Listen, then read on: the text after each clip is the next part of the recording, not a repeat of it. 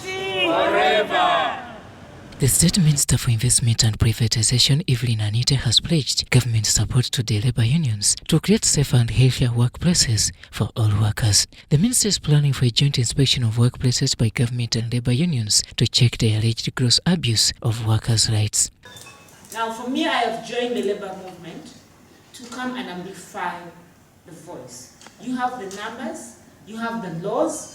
Last week, I was meeting with the members of parliament, the workers' members of parliament. I called the Minister for Labour, Gender and Social Development and Industrial Org. They came to petition me, and they told me the petition was how the workers are being mistreated.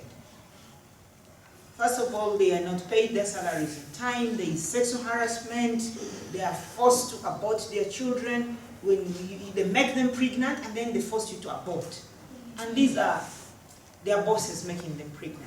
But for what you have said, we agreed with the ministers, with the members of parliament, that I am not going to sit back and say it is not my responsibility.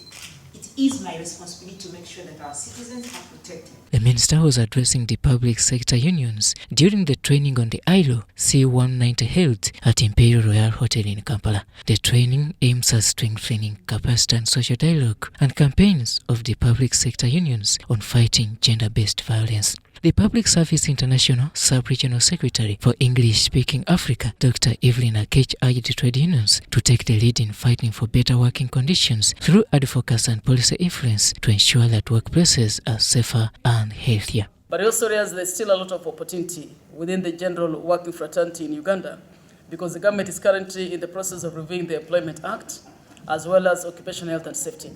So we're hoping we're going to take advantage of some of these opportunities to strengthen the provisions that talk about violence, elimination of violence and harassment in the world of work, but at the same time putting in place mechanisms where the victims and even the ones who've been offended are able to find safe space to report, at the same time to also be given that support system.